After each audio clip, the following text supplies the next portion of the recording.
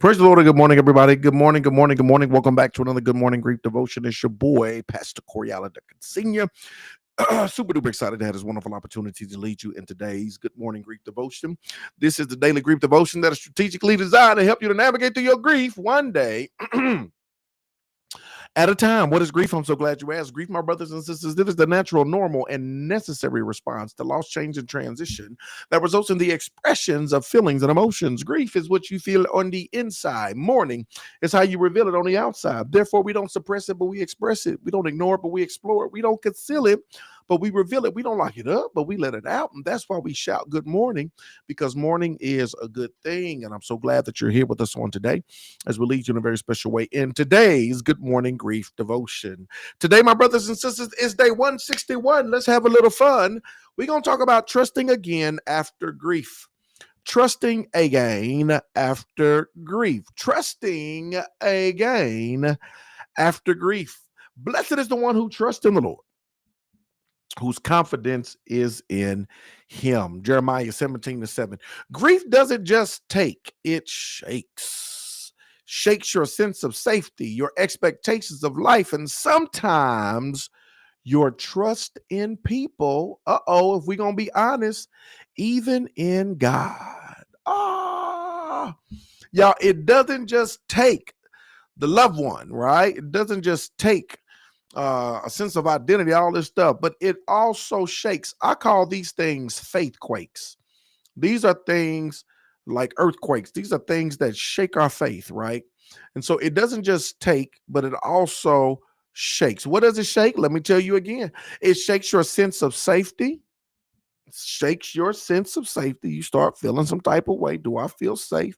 You start to your security, all of that stuff shakes your expectation of life, right? That has become shaken up. It sometimes your trust in people going through grief, it shakes your ability or desire to even trust in people for a number of different reasons.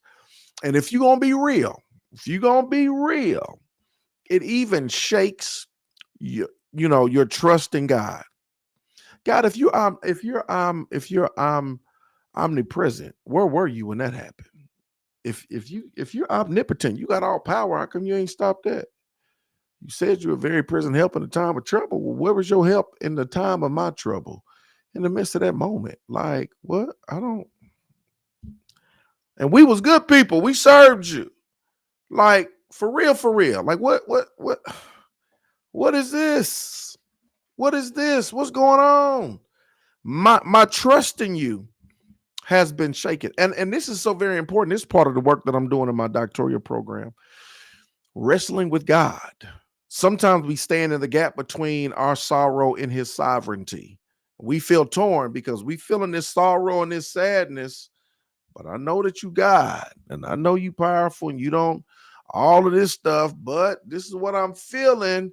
I know, right? And so a lot of the work that I'm doing, y'all, it deals with that tension that we have in times of our grief turmoil. Sometimes going through grief, it makes us, it may shake our trust in people and God. After loss, the world can feel unpredictable. If someone you deeply love and needed is gone, how can you trust again? If God allowed such pain, how can you be sure he'll protect your heart the next time? Have you ever wrestled with that, struggled with that, gone through that? If you allowed this, how can I be sure I can trust you the next time? Trust, once broken by loss, becomes a very fragile thing that you may find yourself holding back from new relationships, new opportunities, even from prayer. It's a quiet defense mechanism. If I don't trust again, I won't hurt again. Y'all don't hear me. It's a quiet mechanism. Well, it's a quiet for some of y'all defense mechanism. I'm already in your street and I'm about to pull into your driveway. Some of y'all say you already in my driveway because that's been my mindset as I navigated through this thing called grief. That my trust has become fragile, and I find myself holding back from new relationships, holding back from opportunities, holding back from prayer. That this is my defense mechanism. It's quiet, But if I don't trust again, I won't hurt again. That if I don't love that deeply, I won't be affected that badly, right? When I lose it, when I lose somebody else. So let me push them back. Let me build up this wall. Let me build up a callus between my feelings and other people, because if they go, I won't feel as bad.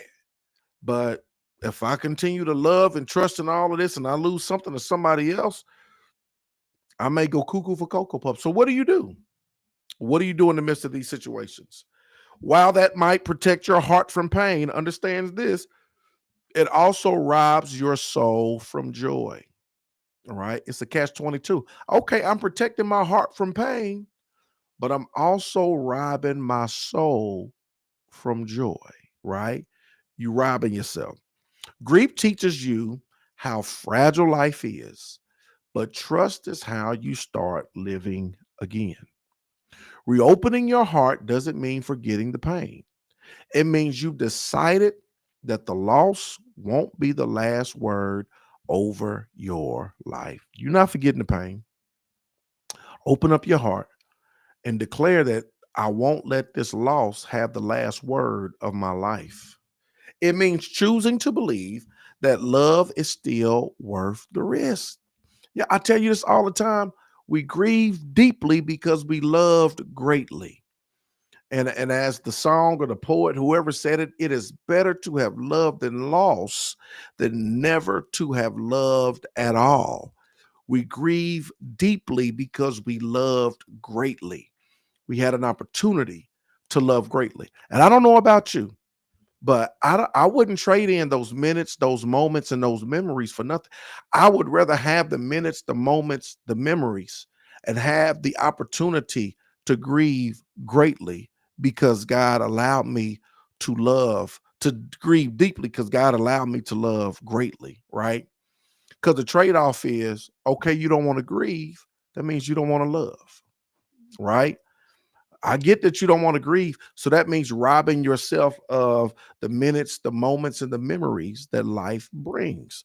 That means not experiencing the joy that life has to offer. So, yeah, we're going to be vulnerable. We don't forget the pain of the past. It means we decide that this loss won't have the last word over our life. It means choosing to believe that love is still worth the risk, that God is still trustworthy, even when life isn't always understandable. This is one of the things that I'm going to work really, really hard for people to understand. And the grief model that I created, part of it is going upward. It's going upward to God, recognizing that, yeah, I might have to wrestle because I might have some questions and they may not get answered, but I'm still going to wrestle. And at the end of the day, I got to know and understand that you love me and that I still need you. And I may be upset. I may feel some type of way, right? I might stop praying for a season. I might stop coming to church for a season because I'm struggling. Those are the people I want to help, right? Those are the people that I want to help. I don't want you to fall into this grief trap, right? This trap of no longer trusting God, of no longer, you know what I'm saying, of just turning your back on him because of what you endured and what you went through. Here's the point of application, y'all. If your heart feels guarded after grief, whisper this prayer today. God, I'm going to whisper it. God, help me to trust again, not because life is perfect, but because you are faithful. Whisper that prayer. God, help me to trust again, not because life is perfect, but because you are faithful. Take one step forward toward people, toward purpose, toward hope. Trust may return slowly, but every small yes is a sacred victory. Today, my brothers and sisters, is day 161. I told you we was going to have a little bit of fun. Trusting again after grief. Trusting again after grief. Look at Miss Connie said, get out of my neighborhood. The Lord be meddling. You hear me? Trusting again after grief. It is so essential. It is so important. It is so important that we learn. And it's a process. It might not happen instantly, but it will happen eventually. if we learn how to trust again after grief. I appreciate y'all. I love y'all with the love of the Lord. Y'all, we take this one day at a time. Small steps lead to great distances. Hope y'all take our devotions are like meals, right? Anything you eat today is going to give you strength for the day. It's going to help you through the day. It's going to get you through. It's going to give you the energy, everything that you need in order to proceed. And so everything we give you is going to give you the strength. It's going to feed you spiritually. It's going to help you to continue to go on your journey. So I appreciate y'all. I love y'all. Hoping and praying that y'all have a terrific Tuesday. And I'm here for y'all. So come on, stay in the fight, keep swinging, and learn how to trust again. I love y'all. Let's go.